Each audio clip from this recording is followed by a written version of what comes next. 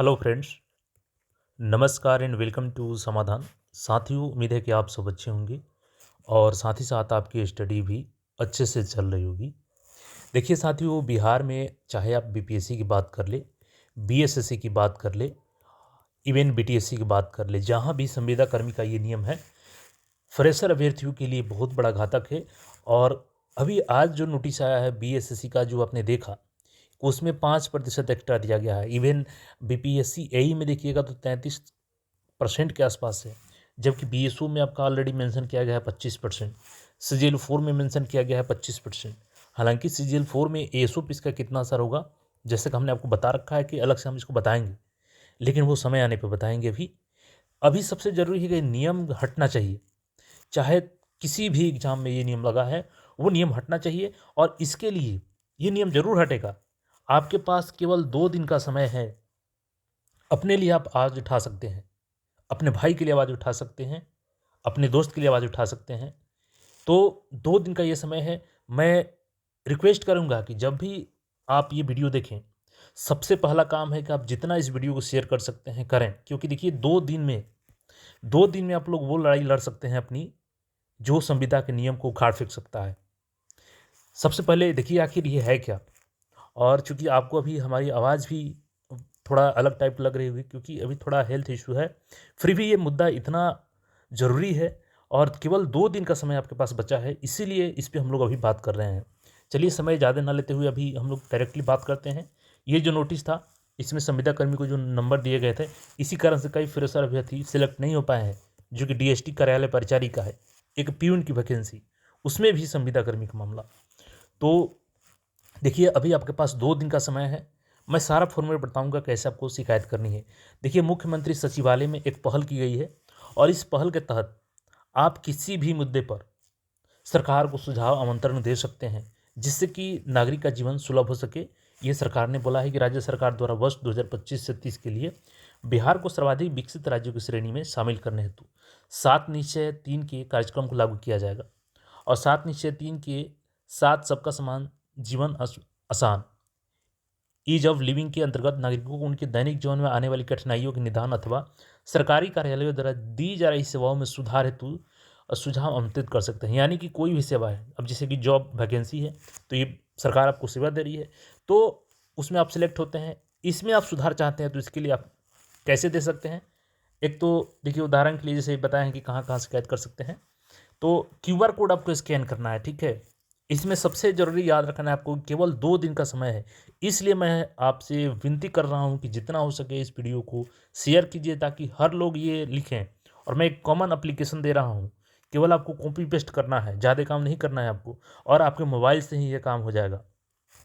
ये QR code scan कीजिएगा तो एक लिंक मिल जाएगा गूगल फॉर्म का। हालांकि मैं उस गूगल फॉर्म का लिंक आपको डायरेक्टली प्रोवाइड कराने की कोशिश कर रहा हूँ। आप हमारा सबसे पहले तो टेलीग्राम भी ज्वाइन कर लीजिए, @समाधान, बिल्कुल सेम स्पेलिंग लिखिएगा, समाधान बाई आदित्य, और ये मिल जाएगा आपको। तो अब देखिए फॉर्मेट में क्या बता रहा हूँ, यहाँ से जैसे ही आप स्कैन करेंगे तो आपको एक गूगल फॉर्म का लिंक मिलेगा। अब चलिए मैं इसको स्कैन करके दिखाता हूँ कैसे मिलेगा, फिर उसमें आपको क्या टाइप करना है।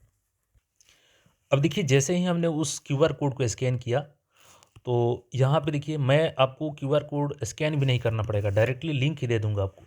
यहाँ से ये खुल गया, chief minister secretariat government of Bihar, राज्य के सभी नागरिकों के जीवन को आसान बनाने के लिए सुझावों का आमंत्रण। अब चलिए यहाँ पे है, यहाँ पे आपका मेल शो कर देगा, ठीक है। ये जो है आपका मेल, यहाँ से आपका मेल शो करेगा, यहाँ से आपको क्लिक कर देना है, ठीक है। इस पर क्लिक कर देंगे आप लोग। इसके बाद यहाँ पे आपका नाम रहेगा, यहाँ पे आपको नाम फिलअप कर देना है अपना, और नीचे यहाँ पे आइएगा तो यहाँ पे आपके पिताजी का नाम, यहाँ पे आपका एड्रेस, यहाँ पे जो आपका पंचायत है, यहाँ पे जो प्रखंड है, आपका जो ज़िला है वो सिलेक्ट कीजिएगा, यहाँ पे आपका मोबाइल नंबर।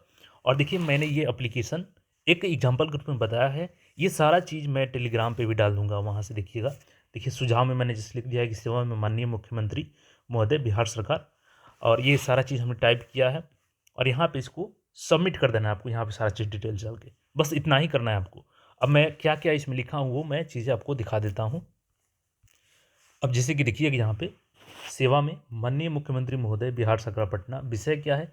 संविदा कर्मियों को दी जा रही अनुचित प्राथमिकता अधिमानता को समाप्त किए जाने के संबंध में महोदय सबने निवेदन यह है कि राज्य की विभिन्न प्रतियोगी परीक्षाओं एवं नियुक्ति प्रक्रियाओं में संविदा कर्मियों को दी जा रही अधिमानता अतिरिक्त अंक प्राथमिकता वर्तमान समय में फ्रेशर एवं सामान्य अभ्यर्थियों के भविष्य के लिए अत्यंत घातक सिद्ध हो रही है।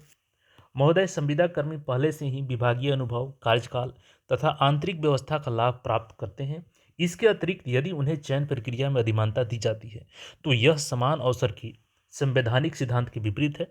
इससे लाखों योग्य फ्रेशर अभ्यर्थी जिन्होंने वर्षों तक मेहनत कर तैयारी की है स्वयं को ठगा हुआ महसूस कर रहे हैं। माननीय महोदय, इस प्रकार की व्यवस्था से अब यहाँ पर पॉइंट वाइज, जैसे पॉइंट 1 दे दीजिएगा, पॉइंट 2, पॉइंट 3, पॉइंट 4, यहाँ पे प्रतियोगी परीक्षाओं की निष्पक्षता क्या हो रही है? प्रभावित हो रही है। नए एवं योग्य अभ्यर्थियों का मनोबल टूट रहा है। बेरोजगारी की समस्या और गंभीर हो रही है।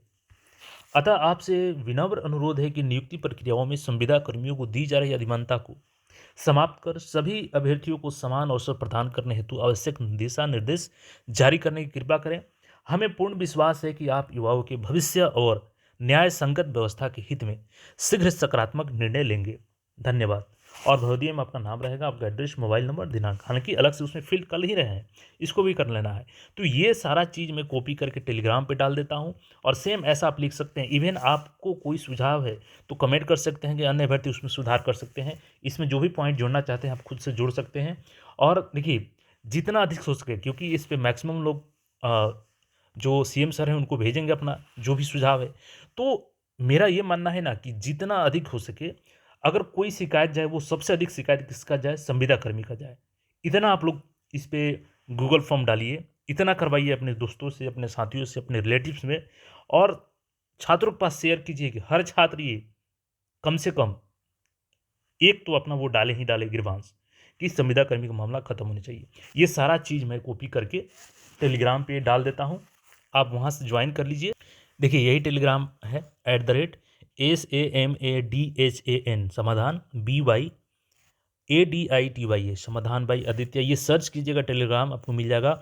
और टेलीग्राम पे ही मैं ये मैसेज का लिंक भी डाल दूंगा, जहाँ से आप डायरेक्टली बिना QR कोड स्कैन, या QR कोड भी डाल दूंगा, आसान है, आप स्कैन करके वहाँ से गूगल फॉर्म पे जाएंगे और ये सारी चीज़ें मैं टेलीग्राम पे डालता हूँ, वहाँ से कॉपी कीजिए, आपको पेस्ट कर देना है, आपका इन्फॉर्मेशन अपना भर देना है। इसमें और भी कोई पॉइंट जोड़ना चाहते हैं तो जोड़ सकते हैं।